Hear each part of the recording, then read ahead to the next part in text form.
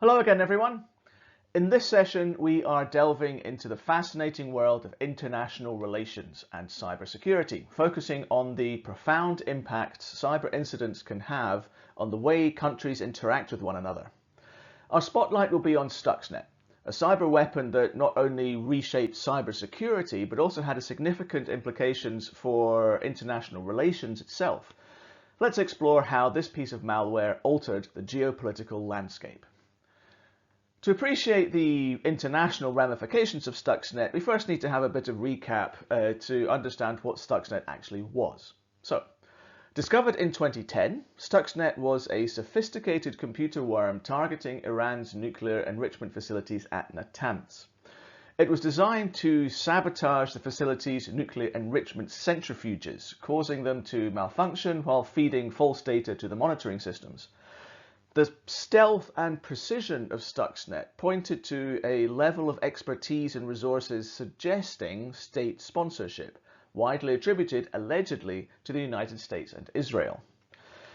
Stuxnet had immediate and far-reaching diplomatic geopolitical consequences. It marked a shift in how states could pursue their strategic goals. Traditionally, nations resorted to diplomacy, economic sanctions, or even military intervention to address security threats. Stuxnet introduced a new tool in the form of cyber warfare, allowing states to achieve significant objectives without any direct confrontation. But there are two specific areas where Stuxnet had an impact. First, state sovereignty and cyber espionage.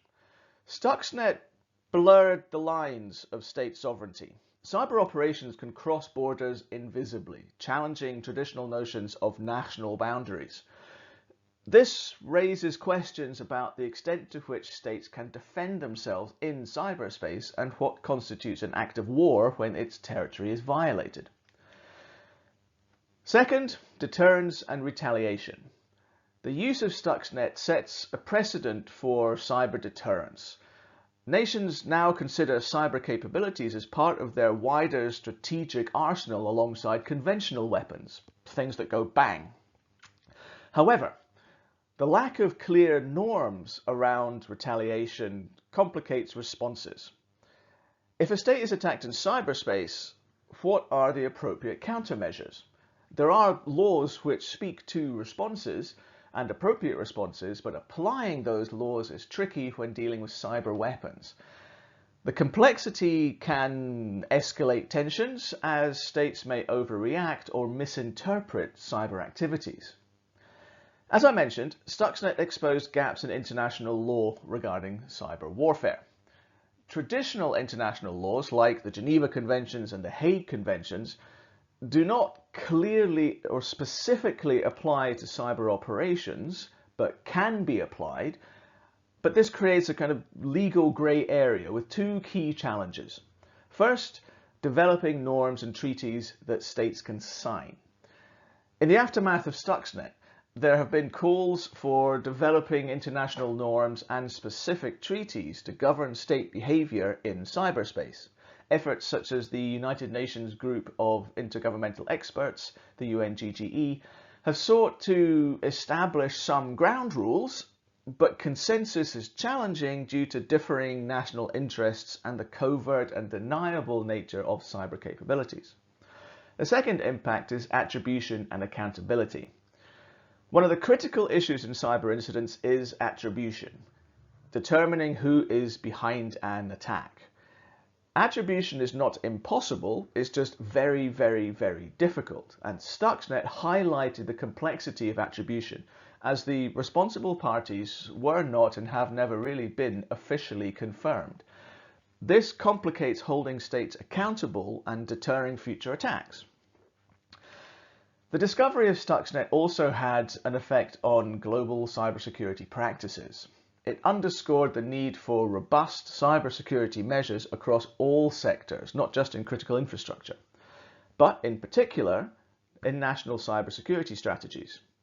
Many countries have since developed comprehensive cybersecurity strategies, focusing on protecting critical infrastructure, investing in cyber defenses, and enhancing international cooperation. But there's also private sector involvement. Stuxnet highlighted the role of the private sector in cybersecurity.